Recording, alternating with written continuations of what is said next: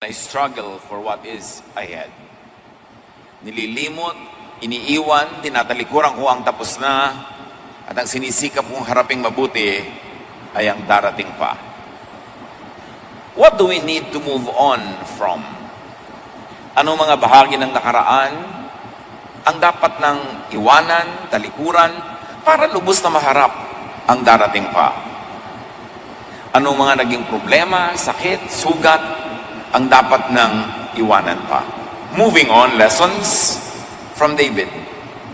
Mga aral mula sa isang hari, si Haring David, kung papaano dapat talikuran ang dapat ay talikuran na.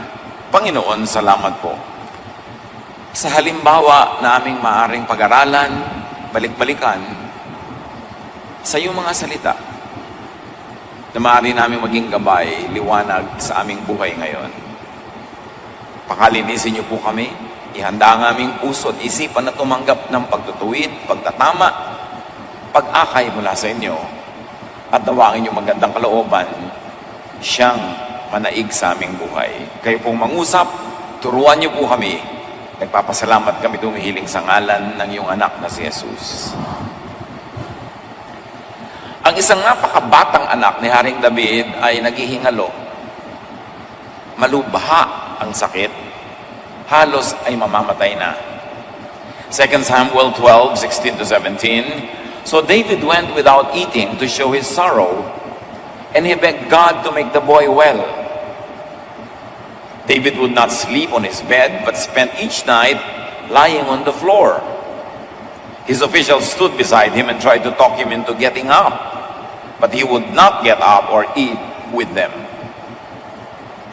Ano ang mga handang gawin ng isang magulang kung ang kanyang anak ay nag-aagaw buhay at napakalubha? Si David, hindi kumain habang may sakit ang kanyang anak, hindi siya humiga sa kanyang magandang kama. Sa halip ay sa malambot at sa matigas at malamig na sahig siya nahiga. At anumang pakiusap sa kanya ng kanyang mga opisyalis ay hindi niya pinakinggan. Hindi siya bumangon mula doon, hindi kumakain, hindi tumatayo, nakahandusay lang siya, nakadapa sa sahig. So David fasted and prayed hard. David sacrificed for his son to get well and to live. Ito kaya isang pakiusap sa Diyos o pakikiramay sa kanyang anak na nagdurusa o pa-feel good sa sarili dahil may nagdurusa, dinadamayan para hindi naman siya mag-guilty na ang sarap-sarap ng buhay niya sa kabila ng paghihirap ng kanyang anak. Ano man yun, yun ang kanyang ginawa. Verse 18, after the child had been sick for 7 days, he died. But the officials were afraid to tell David. They said to each other, even when the boy was alive, they wouldn't listen to us. How can we tell him his son is dead? He might do something terrible. Sa kabila ng panalangin, pakiusap sa Diyos, pag-aayuno, at halos ay sinasadyang pagpapahirap sa sarili, namatay pa rin ang bata. Kaya lalong nalito ang kanyang mga opisyales. Sabi niya, nung buhay ang bata, hindi siya nakinig sa atin. Ngayong patay na, ano pa kaya ang mas masahol na pwede niyang gawin? So in spite of David's prayers and sacrifices, the boy died. And David's officials couldn't tell him and were afraid. Verses 19-20. David noticed his servants whispering, and he knew the boy was dead. Did my son die? He asked his servants. Yes, he did, they answered.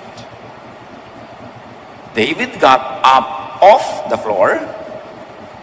He took a bath, combed his hair, and dressed. He went into the Lord's tent and worshiped. Then he went back home. David asked for something to eat, and when his servants brought him some food, he ate it. Nakaramdam si David na nagbubulong-bulungan ang kanyang mga tauhan, kaya tinanong niya, namatay na ba ang bata? At sabi nila, namatay na nga po. Biglang bumangon si David mula sa kanyang pagkakahandusay doon sa sahig, naligo, nagsuklay, nag-ayos, nagbihis na mabuti, at sumamba siya doon sa tent na kinalalagyan ng presence of the Lord. Tapos umuwi, nagpahain at kumain. After knowing that his son was dead, David stopped sacrificing. He fixed himself, worshipped, went home, and ate. Verse 21. His officials said, "What are you doing? You went without eating and cried for your son while he was alive. But now that he's dead, you're up and eating?" Anong ginagawa mo?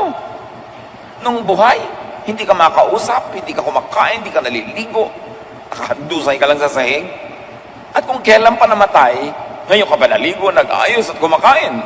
So David's officials were shocked at David's reverse behavior. They were expecting more sadness, more sacrifices, and more desperate moves. At sumagot si David sa verses 22 to 23. While he was still alive, I went without food and cried because there was still hope. I said to myself, who knows?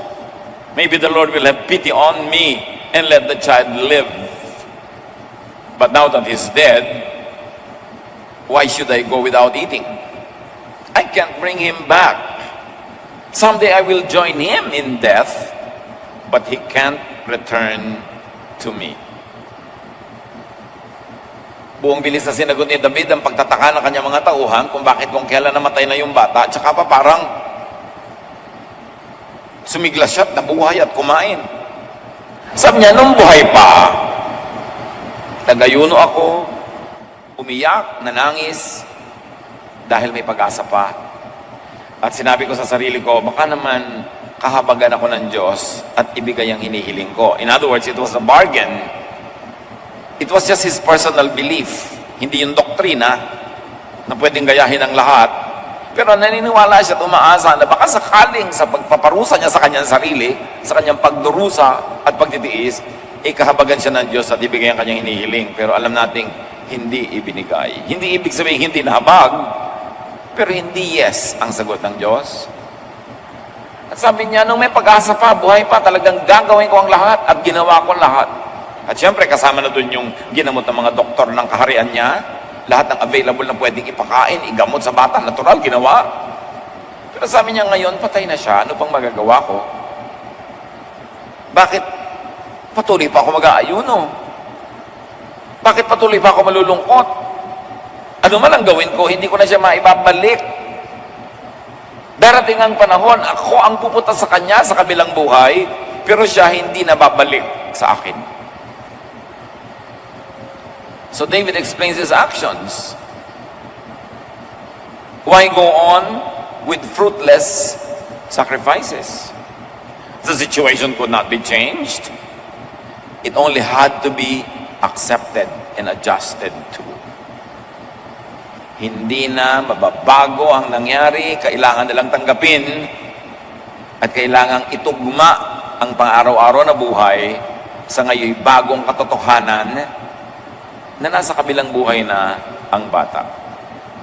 Sinabi ni David, the dead cannot return. We go to the dear departed when we die also. We join them in the afterlife, but they cannot join us again in this life. In other words, David was reflecting a very prevalent belief that it is usually a one-way street.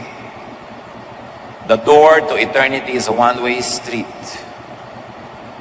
Lahat papasok lang doon, pero walang bumabalik. Kaya napakahalaga na atin agad matutunan na if you have life now, live now. Kasi pag nawala na yung buhay na ito na pahiram, nasa kabilang buhay ka na, hindi ka na talaga kasali dito. nasa kabila ka na. At yung mga naiwan naman, ay kailangan tanggapin ang katotohanan na yung mga naunay nauna na, at kailangan na nila ngayong bumangon, maligo, sumamba, mag-ayos, kumain, mabuhay. Dahil ang mga buhay pa dito sa lupa ay dapat mabuhay pa dito sa lupa. Hindi kailangang itigil ang buhay dito sa lupa dahil meron tayong mahal sa buhay na sumakabilang buhay na. Sabi ni David, hindi magtatagal. Darating ang panahon, tayo na naipupunta doon at sasama tayo sa kanila. Pero para sila ay isipin pa natin sumama sa atin dito, hindi yun mangyayari. Kaya kailangan ang buhay natin na narito pa ay ipamuhay bilang narito pa. And these are the moving on lessons from David. When someone or something you love is ill or dying, do what you can. May nag-aagaw buhay, merong may sakit, may naghihingalo, merong may karamdaman, gawin mo ang pwede mong gawin. Pray hard. Find cure. Halimbawa sa 2 Kings 5:3, dahil may sakit si Naaman, may ketong, sabi ng kanyang alipin na taga Samaria, she said to her mistress, if only my master would see the prophet who is in Samaria, he would cure him of his leprosy. In other words, humanap ka ng doktor, humanap ka ng lunas, at yun naman ang talagang ginawa ni Naaman at gumaling nga siya. At sa Timothy, sabi ni Pablo sa kanyang alagad na may sakit, laging sira ang tiyan, stop drinking only water and use a little wine because of your stomach and your frequent illnesses. So gumawa ka ng paraan, hindi ka lang magdasal. Magdasal ka, yes. Plus gumawa ka ng paraan at kung kailangang uminom ka ng kaunting alak upang ang infection ng iyong sikmura ay maibsan, yun ang iyong gawin. Hindi ko mo ikay pala dasal, ay puro dasal na lang, hindi ka na magagamot. Bagamat dapat ay pinipili ang gamot kasi maraming gamot ay may side effect pala. Tulad ng napakaraming mga kwento na ang daming mga tao na may kidney problems, may common denominator, ang hilig nilang uminom ng painkillers. At maraming mga doktor ang sumasang-ayon, nakikita nila sa maraming mga kailangan i-dialysis, mga tao na ang kidney ay nagpa-malfunction o bumibigay, marami sa kanila may common history of taking a lot of painkillers. So, siyasatin nyo yan, i-research nyo, dahil baka kayo mahilig dyan, kailangan alamin nyo talaga kung may connection yan.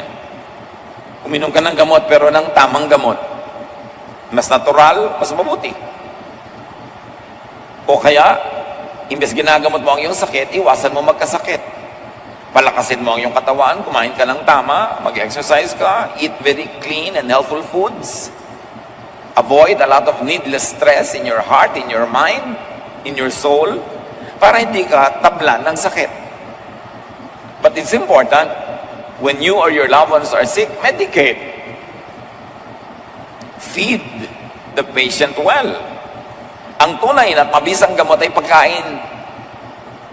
Tapos hindi ka kakain, hindi manghihina ka, saan ka kukuha ng lakas? Sa hangin. Kaya masama ang pakiramdam ko, ayokong kumain. Gusto mo nang mamatay? Hindi pa, hindi kumain ka. Lulunin mo. Pilitin mo. Hindi ako makakain. Eh, mamamatay ka pag hindi ka kumain. Anong magic ang kailangan mo? Kailangan, mas ayaw mong kumain, mas kumain ka kasi pinapatay ka ng sakit. Sinasabi ng sakit, mamatay ka na, mawala ka ng gana, mawala kang gana sa buhay. Pag nakinig ka doon, ililibing ka talaga in 3 days. Labanan! May sakit ka na, wala ka pang ganang kumain. Pinapakain ka, ikaw ba'y nagagalit? Eh di, huwag ka nang huminga. Pero kung gusto mo pang mabuhay, kumain ka. Gumawa ka ng paraan. Kasi yan ang magpapalakas ng iyong katawan. So feed, nurse, alagaan, and rehabilitate the sick. Isaiah 38:21, may sakit ang hari. Sabi ni Isaiah, prepare a poultice of figs and apply it to the boil, and he, King Hezekiah, will recover. May malakas na impeksyon ng hari. Dumating ang propeta, Hindi lang dasal ang kanyang ipinayo. Sa niya, magdikdik kayo ng mga figs, herbal medication at kung ano-ano, at itapal nyo sa kanya mga bukol at mga pigsa, at siya'y gagaling. Para kung may mamatay, ay hindi ka masyadong mabigatan. Para kung may mamatay, ay hindi ka sobrang lungkot. Habang buhay, alagaan mo. O, bago pa magkasakit, pakainin mo na, alagaan mo na. In other words, mahirap lang namang mag-move on pag may namatay kung hindi ka man lang nag-alaga doon sa namatay. Hindi mo ginawa ng paraan, hindi mo tinulungan. Mabigat talaga sa dibdib yun, mahirap mag-move on. Itong si David, nakapag-move on, kasi ginawa niya ang lahat ng kaya niya habang may sakit pa yung bata. So, kung meron tayong mahal sa buhay na inalagaan naman natin, ipinagamot natin, tinulungan natin, tapos, sumakabilang buhay pa rin, natural, malulungkot ka, pero hindi ka naman dapat maghandusay at magpapagulong-gulong sa lungkot kung wala kang dapat pagsisihan. Kung wala kang guilt na dinadala sa buhay. Humihirap mag-move on pag may atraso ka doon sa namatay.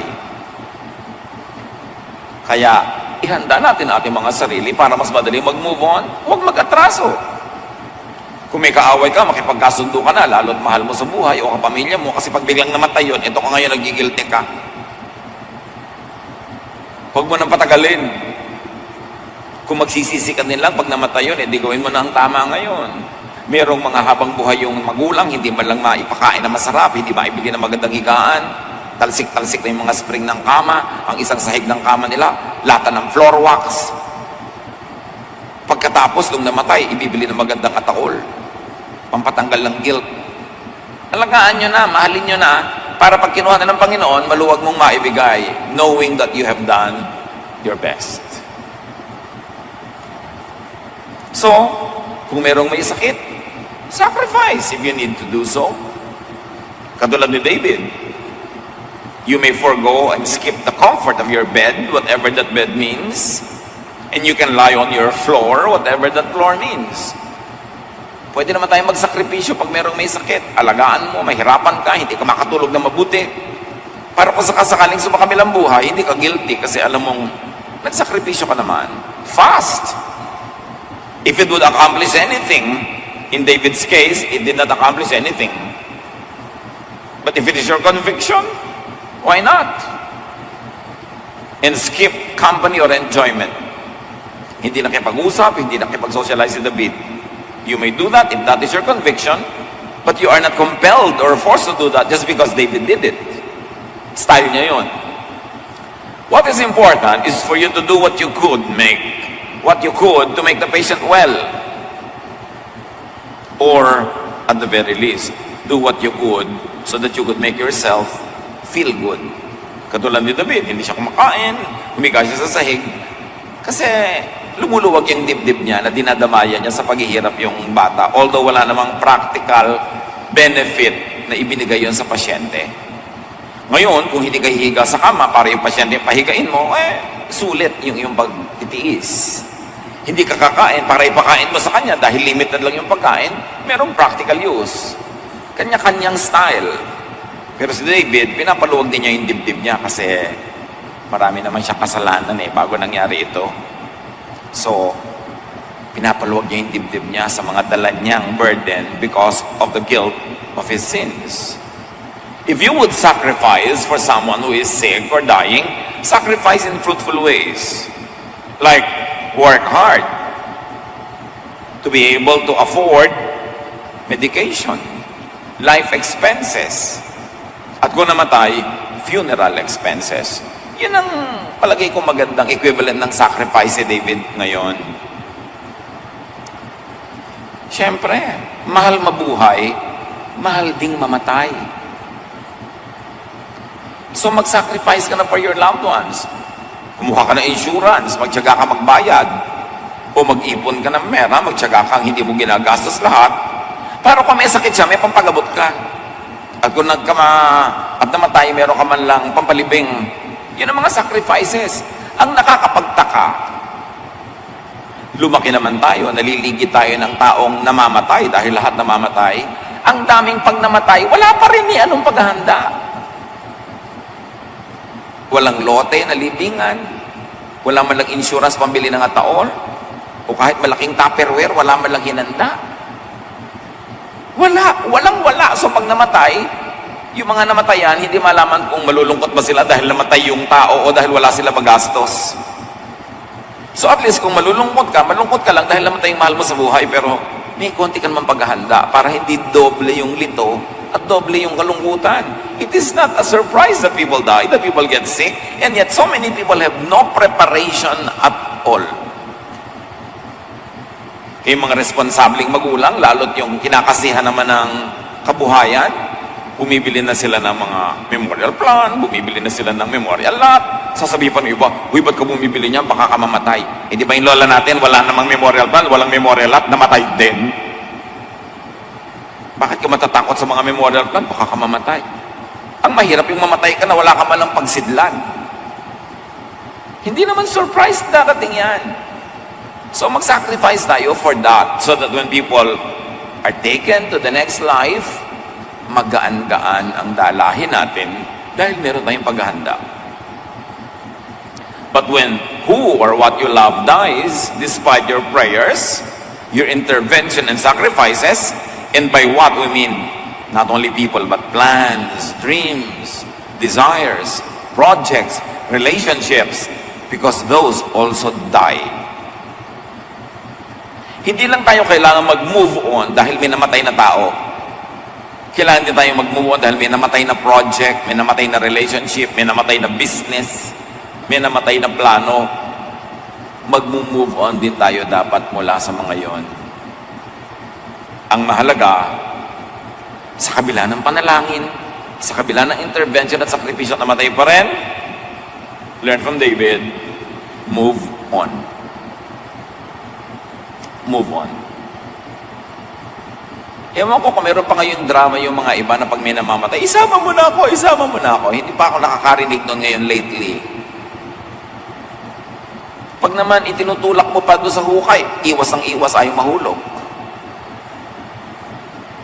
Anong drama yung isama mo na ako? Kaya ka nga buhay pa yung pang-assignment mo.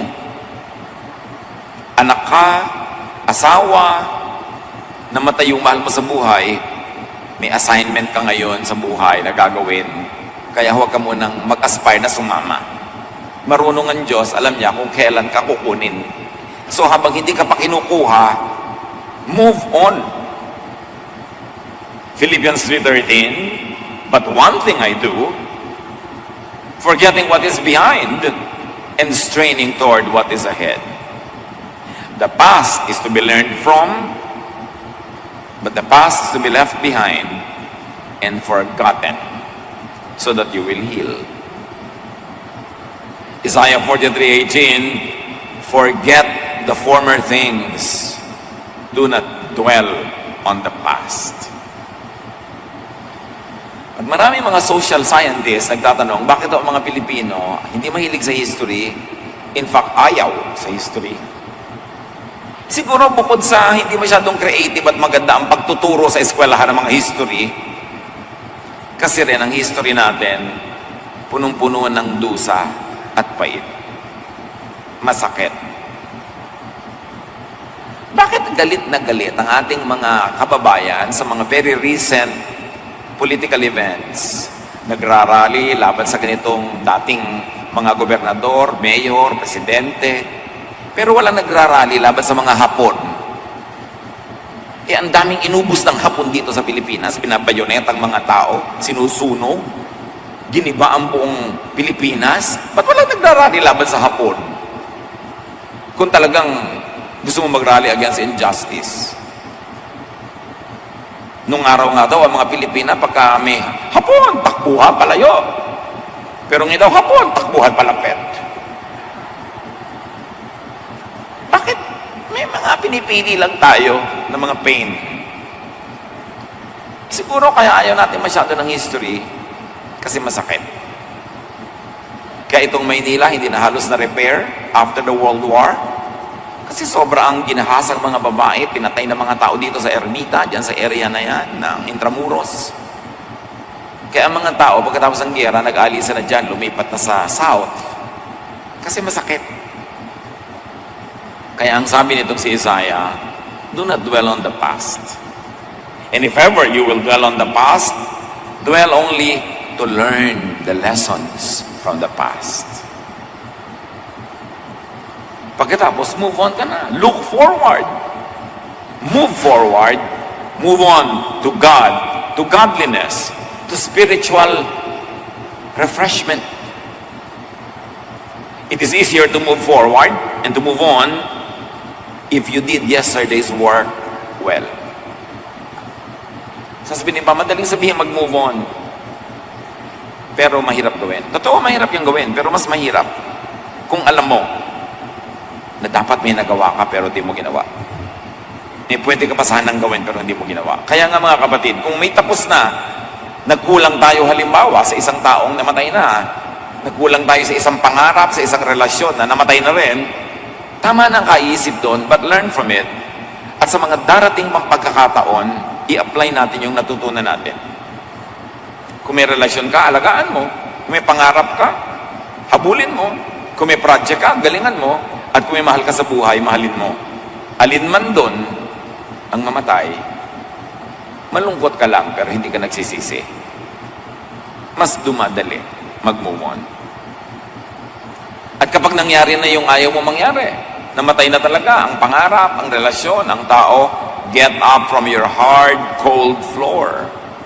Get up from your sacrifices. Si Naomi ng ibang bayan, kasama ang kanyang asawa, tapos may dalawa siyang anak na lalaki na sa ibang bayan na yun, nagkaroon na ng mga asawa, pero namatay ang kanyang asawang lalaki at ang dalawang anak na lalaki. So anong ginawa ni Naomi? Bumalik siya sa Judah. Ruth 1:7, with her 2 daughters-in-law, she left the place where she had been living and set out on the road that would take them back to the land of Judah. And in a manner of speaking, the road that would take her back to life. Nawalan siya ng anak, nawalan ng asawa, pero may natira siyang isang manugang na babae na piniling huwag siyang iwanan at sumama sa kanya sa pag-uwi niya sa Judah, bagamat hindi naman taga ron yung kanyang manugang na babae. At itong babaeng ito si Ruth, na nagkaroon ng pagpapalang magkaroon po muli ng chance, nagkaroon ng asawang may kaya, kaya si Naomi, nabyanan niya ay nataguyod hanggang pagtanda. The end of a loved one's life is not the end of your life. The end of a dream is not the end of the world. You are alive. God gives you alive because your life still has a purpose. At imbes mahilam ka ng luha, dapat mong tigilan ang pag-iyak para luminaw ang iyong pananaw at makapaglakad ka ng maayos at magawa pa ang pinagagawa ng Diyos, tamasahin pa ang ipapatamasa ng Diyos hanggang tayo naman ang tawagin. While alive, live. You have a lot of time in the next life. Ang napakakonti ay yung oras natin dito sa buhay na ito. Kaya huwag aksayahin. Huwag puro future lang na naman ang utak. Kasi ang haba ng future, you have all the time for it. This life that is borrowed is very short. Make the most of it. So, when somebody goes, let go. Kailangan tayong pumayag na siya ay sumakabilang buhay. Pag may mahal tayo sa buhay, matapos tayong malungkot, magulat, release that you're departed unto God. Tayo, meron bang mahal sa buhay na kinuha na ng Panginoon? Kinukuha na ng Panginoon, hawak-hawak niyo pa sa paa, hinihila niyo pa, ayaw niyo pang ibigay. Bakit? Sino bang kumukuha? Mas maaalagaan nyo ba yun kaysa pag-aalaga ng Diyos? Mas mamamahal nyo ba yun kaysa mahal ng Diyos? Yes, mahal natin, pero mas mahal yun ng Diyos. So kung kinuha na buong puso at maluwag ang dibdib, na ibigay natin sa Diyos. Release your loved one that already left this earth. Pakawalan nyo, bitawan, matapos ihatid sa huling hantungan ang sumakabilang buhay, ipasa Diyos na siya, then go to your home, take a bath, dress up, comb your hair, worship God, and eat. Get on with life. Fix yourself. Like David after his young son's death. Ayusin ang sarili. Make yourself comfortable. Paginawain ng buhay, kasi nahirapan ka na nag-alaga, nahirapan ka na maglibing, pagkatapos doon, make yourself comfortable. Paginhawahin na ang ating buhay, pagaanin na ang dinadala araw-araw. Refresh your body. Take a bath, shower, whatever it means. Make yourself feel and look good. Comb your hair, dress up, and be presentable in God's tent. Worship. At isang trip din ito sa mga may paburol, may palamay, kung kaya natin, look good. Look fresh. Habang kaya, huwag naman yung mukhang gulo-gulo ka at mukha kang tiriringgay. Kasi, glorifying sa Lord, natanggapin natin yon. And to still look presentable, because people will condole with us, people will come and be with us. So, dapat makaminister din tayo sa kanila dahil sila man nasasaktan, nahihirapan ng loob na tayo'y namatayan. So, pagaanin natin ang loob nila na huwag dagdagan pa na mas mukha pa tayong miserable kasi doon sa bangkay. Yung bangkay nga, naka-makeup pa. Diba? Nakaayos. Tapos ikaw, mukha kang ibong sa bukot. Ayusin ang sarili. Kasi, sana kung sa hindi pag-aayos, mabubuhay yung patay, hindi rin naman. So, do your part. Harapin, ituloy ang buhay. So, after letting go, after releasing the person to God, what do? You reattach to yourself. Kasi pag nag-aalaga tayo na may sakit, naglilibing tayo, nadedetach tayo from the self Naka-attach lang tayo sa memory ng tao. But after you have done this, reattach to yourself. Tulad ng ginawa ni David. Find yourself again.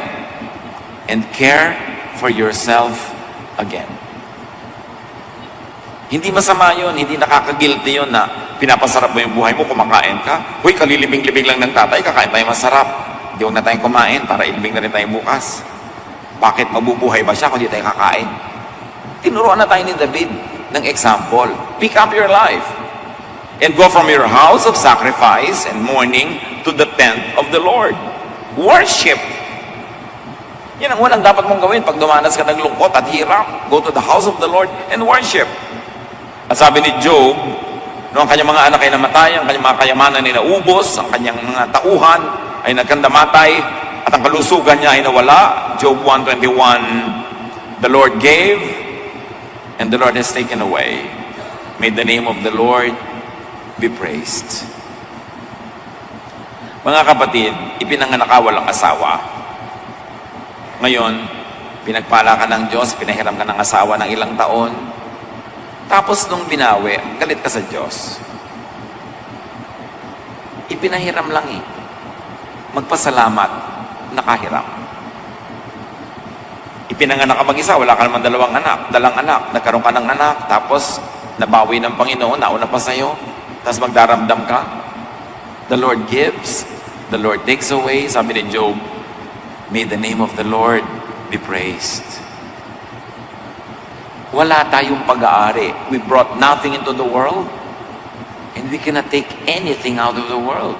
So anything or anyone that the Lord lends to us, we should celebrate, love, get love, and when the Lord takes it away, or him or her away, buong pusong ibalik sa Diyos.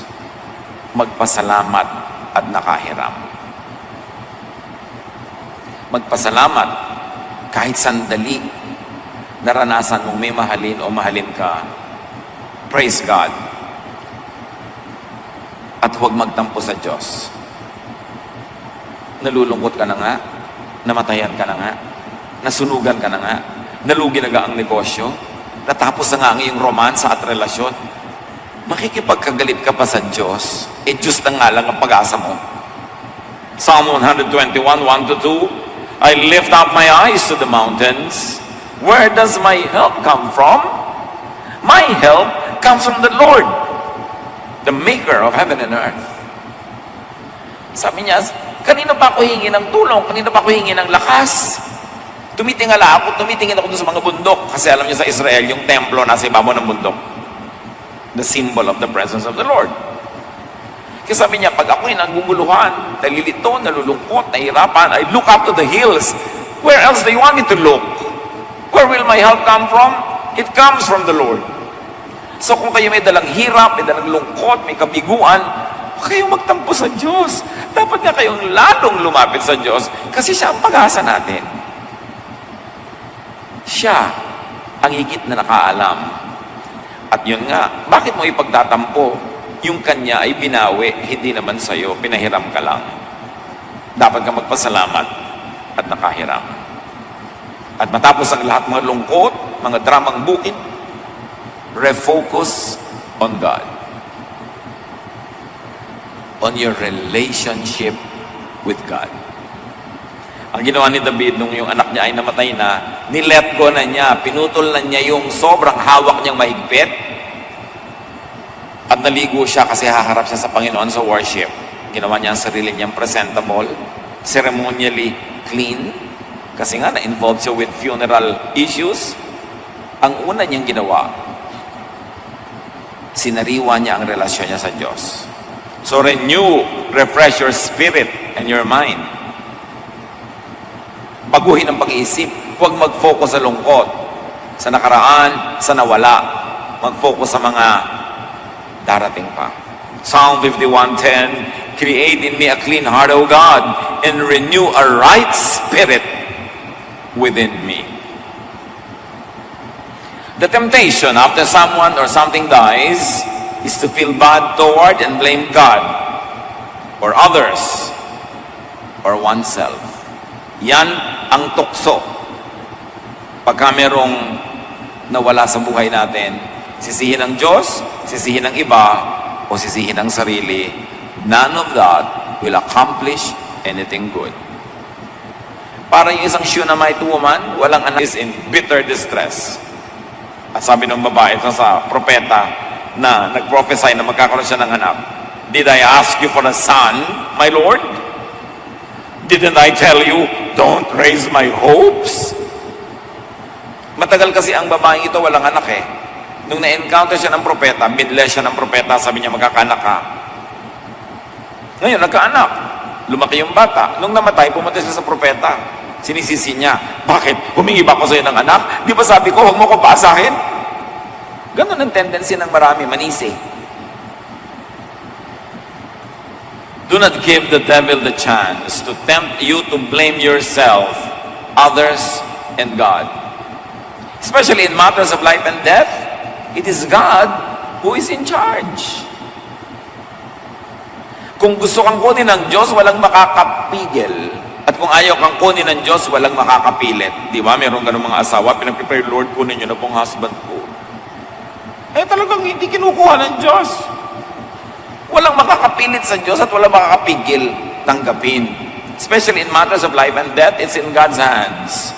Huwag magpatukso na sisihin ang iba.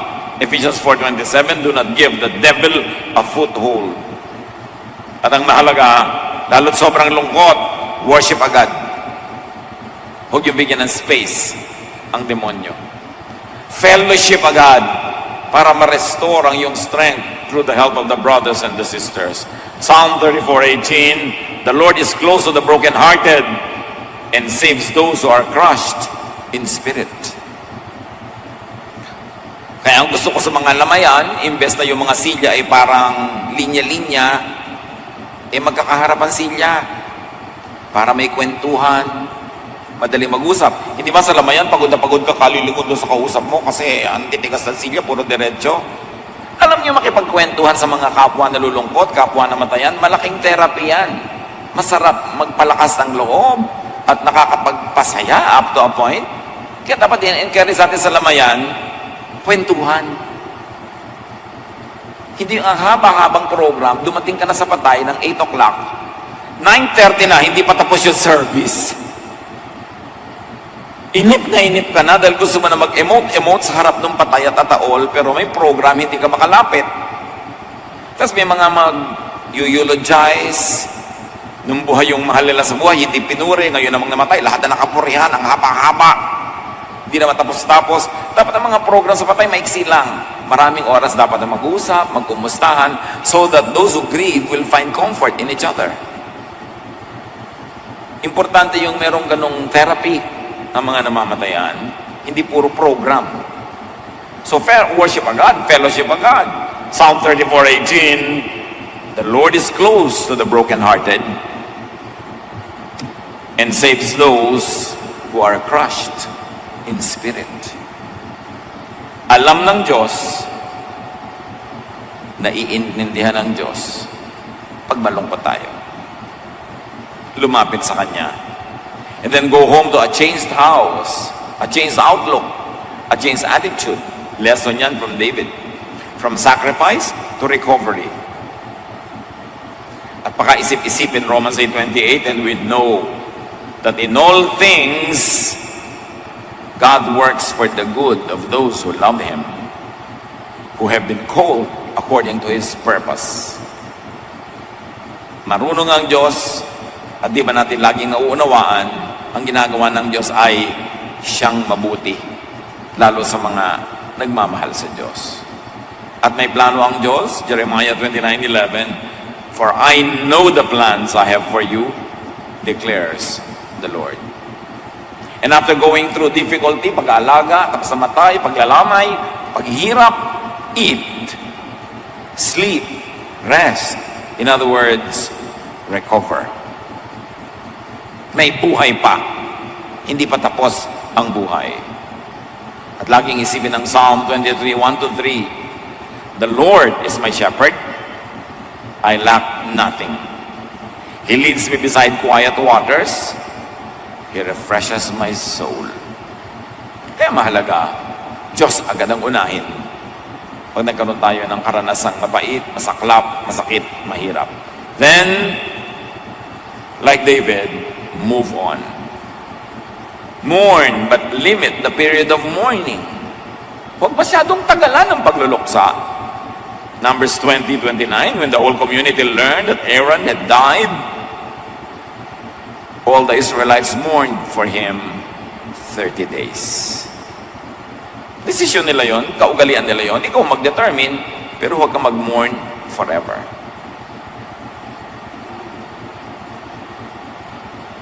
Mga anak, huwag niyo naman pagkaitan ng nanay niyo o tatay niyo mag-asawa muli. Kita naman yung lahat na inilibing niyo na nga yung asawa niya. Wala na talaga. Bakit ayaw niyo naman siya bigyan ng pagkakataong lumigayang muli?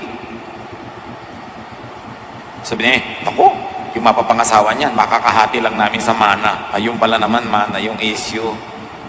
Ano na ba naman yung mamanahin? Konting lupa sa kuko. Nag-aagawan pa. Mga gibagibang gamit.